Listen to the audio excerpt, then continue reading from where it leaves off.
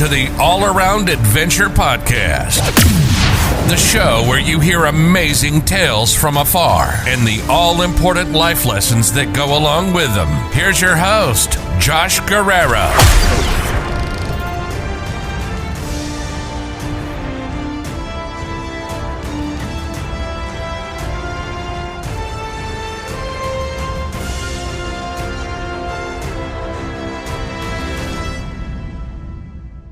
Hey, what's going on, everyone? It is Josh Guerrero here, and welcome to the All Around Adventure Podcast. Whether you're joining me for the first time or you've been listening to the podcast for a while now, I certainly do want to welcome you here. And as always, I want to thank you for being here today. I know you're busy. I know you have a lot going on, and I also know that there's a lot out there on the internet these days that's trying to get your attention, but it just means so much to me that you've chosen to download and listen to this podcast. Now, if you are in fact new to this podcast and you're not entirely sure what we're all about here, this is the show where you hear amazing tales from afar and get the all-important life lessons that go along with them. Those will be stories from myself as well as the amazing guests that I welcome on this podcast. But in this episode, you just have me today. This is a solo cast. I don't really have a fancy name for these solo casts like I used to in the past. This is just simply the solo show now. And like I said, I have my own stories, my own thoughts, and my own ideas that I want to share with you all today. And as always, I hope that you find something useful from today's episode that you can extrapolate and implement into your life once you're done listening to it to hopefully serve you moving forward. Now, so with that, let's go ahead and get into today's solo cast. So if you've been listening to the podcast for any length of time, you would have heard by now that I am a former United States Marine, and I don't usually bring it up a whole lot on this podcast just because that was so early on in my life. Just a quick background, I enlisted in the Marine Corps' delayed entry program when I was a junior in high school, so I was about 17 at the time. And 3 weeks after I walked across the stage at high school graduation, I was on the plane to San Diego to begin boot camp, and that's how I spent my summer that year. So while the rest of my peers from high school were just living it up, enjoying summertime, getting ready to start college in the fall or whatever else, I was getting my ass kicked by some very intense drill instructors who were working to forge me into a United States Marine. And then following that, I served for 4 years, mostly on the East Coast. But after my 4 years, I got out, pursued academics, ultimately went into the Peace Corps, and that's and those would be stories for other times. So, but yes, I am in fact a United States Marine, and again, even though this was so early on in my life, there was definitely a lot that was instilled within me during that time. Like my time in the Marine Corps very much made the man that I am today. And for obviously because I had to grow up so quickly, just because even though I was 18 years old at the time, my nation was depending on me to be someone who would step in between them and danger in order to protect my country and our way of life. So I had to grow up pretty fast. I didn't really have any other choice. So definitely a lot of development took place during those 4 years. And like I said, many of the lessons that I learned stuck with me, and I still implement many of those lessons even to this day. And so for this episode, I want to share 3 of those lessons with you. And this certainly isn't going to be an exhaustive list. There's definitely so much that I learned in the Marine Corps, like I said. But these are 3 that I've extrapolated that I think will be beneficial to you. So with that, let's go ahead and kick this off. And also, by the way, the Marine Corps' birthday just passed, which is one of the things that prompted me to make this episode. The Marine Corps birthday was on November 10th. And this year marks 249 years since the Marine Corps was founded. And quick history lesson, it was founded in Tun Tavern in Philadelphia, Pennsylvania, which may be partly the reason why some Marines, or the Marine Corps, I guess I will say, sometimes have the reputation of just being big drinkers and partiers and things like that, because we were literally founded in a tavern 249 years ago. So quick little historical side bit there, but let's go ahead and get into some of these lessons that I learned in the military that I think will be beneficial to you all. And the first lesson that I learned, and this was actually taught to me by one of my senior leaders, who she was just absolutely brilliant. She shared this very good nugget of wisdom with me, especially when I really needed to hear it. And it is blossom where you're planted. Now, at the time, I was kind of sharing some frustrations that I've had, just kind of going through a little bit of a rough patch. And I was talking to my senior leader about it.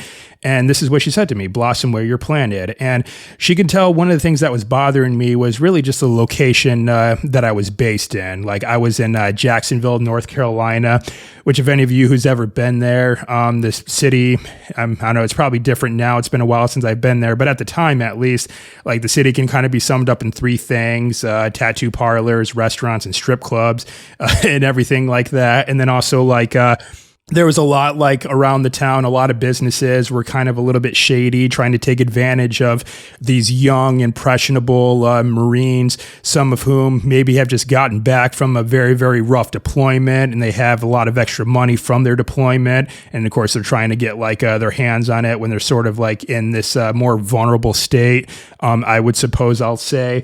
And then also, like, from what I remember, I think, like, the girl to guy ratio was like one girl for every 8 guys. So obviously, good luck trying to meet someone. And then, of course, like, a lot of women there, they weren't really too keen on wanting to date Marines because, well, they were either Marines themselves, or they were already dating or married to a Marine, or they were the daughter of some high-ranking Marine that I just didn't really want to fuck with. So needless to say, so dating as a single, so being single in the Marine Corps, being based in Jacksonville, was kind of, sort of a rough thing.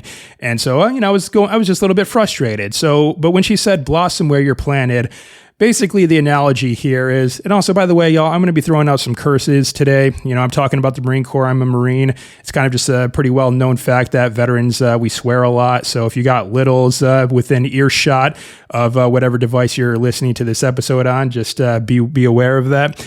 And she said, if you're living in a pile of shit right now, make it the best pile of shit that you possibly can and still blossom where you're planted. So she said, there's obviously a lot about being based in Jacksonville that, aren't appealing, but see what you can really get out of this and try to take advantage of any opportunities that you can while you're here. And not long after that, that's when I learned about some of the education benefits that I could get while I'm on active duty. And that is that if I'm attending college while I'm serving on active duty, then my tuition is covered, like fully covered. I don't have to tap into my GI Bill at all if I do any college while I'm on active duty. So with that, I started going back to school.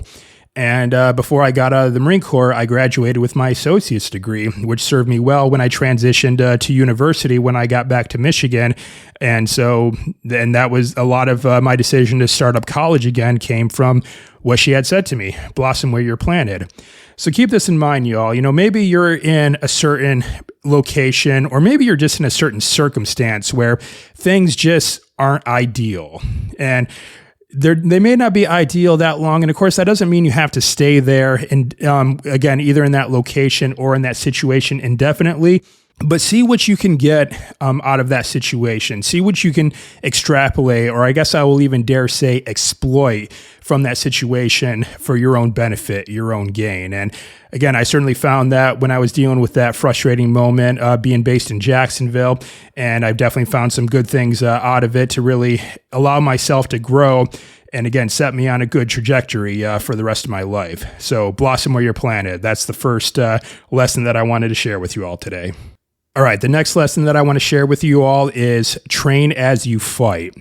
And this is a pretty simple one. It's just like and this is just talking about preparation. Of course, like if, let's say for instance, that if we have an upcoming mission and a deployment is going to involve a lot of like urban based combat, then we're going to train by going to, mock cities, mock setups and everything like that, practice kicking in doors, practice pine corners and things like that.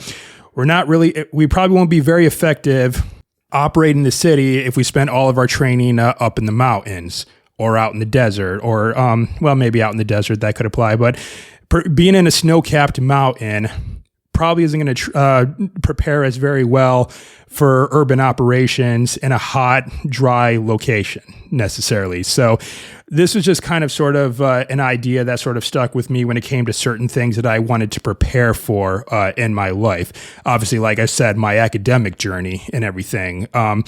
Quick little side story. So there was an episode of Family Guy where Brian went back to college and everything like that, and he procrastinated on preparing for his final exams.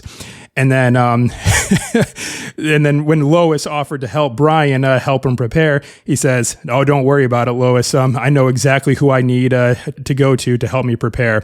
And there was this montage scene where Stewie, the little baby, for those of you who haven't seen the episode, is kind of dressed up like Mick from the Rocky series, and Brian's working out like Rocky did in the film Rocky 4, like working in the barn, doing all that stuff, running. So he's working out, and everything like that. And you see him run up to the top of this mountain. He yells "Drago" with his arms out really, really loud. And then here comes Stewie right next to him and says, "Just so you know, the exam's in 3 hours." And then Brian's like, "Oh, crap. All we've done so far is work out." He says, "Yeah, we better study." So working out, although it's great for you, is probably not going to help you prepare for a test that you have that's going to involve you sitting down and reading and looking over material and trying to come up with the right answers. I mean, it could weigh into that, but it's just like if you want to prepare for an exam, well, you need to study the material that is going to be on the exam and get that drilled into your mind so that way you can recall it well when the exam takes place. And, you know, there's an inverse to this if you're preparing for something physically. Like if you're trying to become a great baseball player, you know, even though could be some things you could take from a book, is just really, if you want to learn to be a good baseball player, you got to get on the field. You know, you got to get a glove on your hand and you got to like get the ball in your other hand and throw that thing. You know, you got to run the bases, you got to pick up a bat, you got to swing it, you got to do all those things. You know, so reading a book in this case, you know, won't help you. It's not a way to train as you fight. Like I said, getting on the field, doing all those things, that's training as you fight, because that's how the game is going to go just as well.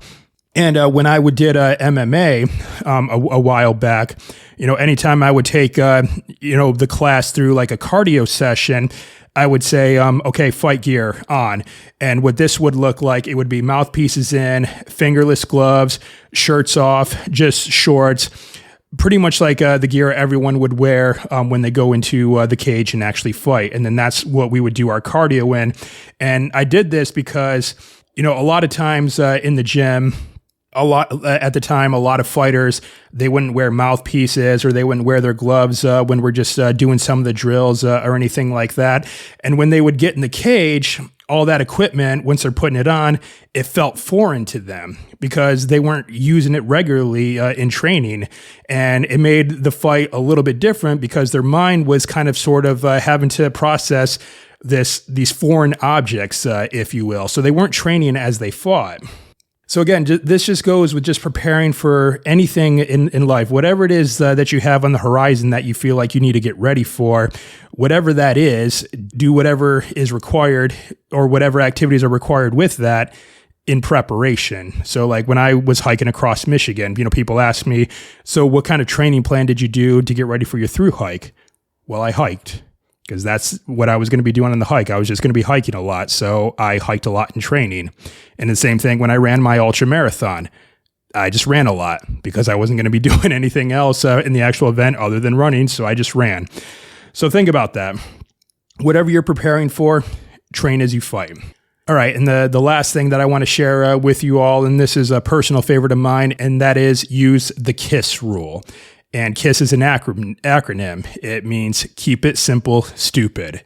Basically, just be efficient. Don't overcomplicate things.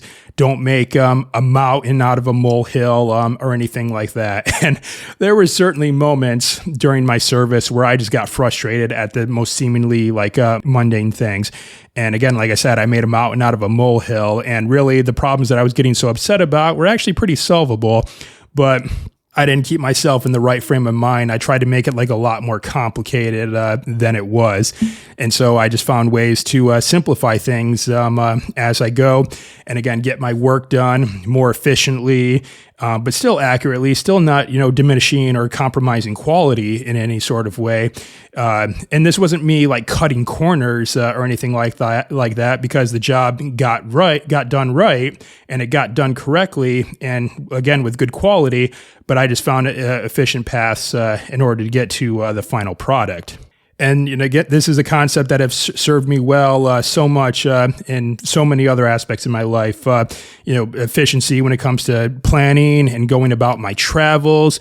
I use this so much in the realms of my education and things like that. Even with this podcast, now that I'm able to produce my episodes a lot quicker, but again, still not compromising quality or anything like that. And so it's not keeping me up to like 0 dark 30 trying to get episodes ready to be released or anything. I got a much more efficient system in place. And yeah, so it's just whittling things down to make things quick and efficient. So keep it simple, stupid. So I could probably do an entire podcast episode on this one alone, but I'll leave it there for now. All right, y'all. So those were 3 lessons that I learned from the Marine Corps that have helped me throughout my life, and I think they would be beneficial for you all too. So let's go ahead and recap those one more time before we call it a day here. The first one, blossom where you're planted. Maybe you're in a pile of shit right now. Maybe that could be you're in a location or a situation that isn't ideal to you. But as you work to get out of those situations, see what you can take from them nonetheless to help you grow. And the next is train as you fight. With whatever you're trying to prepare for in the future, do that thing in order to get ready for it. Maybe, like I said, if you're running, you're training to run a marathon, run. If you're looking to swim across the English Channel, that's kind of a weird example, but I'll go with it, then swim a lot. If you want to go hike the Appalachian Trail, hike a lot. That's how you prepare. You train as you fight. And the third thing is the KISS rule. Keep it simple, stupid. Don't make a mountain out of a molehill. Just find quick and efficient ways to get things done. Well, of course, not compromising quality and cutting corners. All right, y'all. That's today's episode. I hope you all enjoyed it. And be sure to check in next Monday when I release a brand new episode featuring another fantastic guest. You definitely don't want to miss that. Thank you all so much again for tuning in and supporting the All Around Adventure podcast. And I will see you all next time. Have an outstanding week.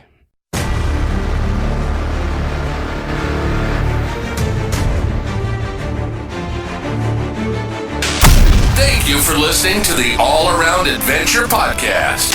For more information and resources, head over to allaroundadventure.com. Also, be sure to subscribe to the podcast and leave a rating and review on your favorite podcast directory. And until next time, be safe, happy travels, and always move forward.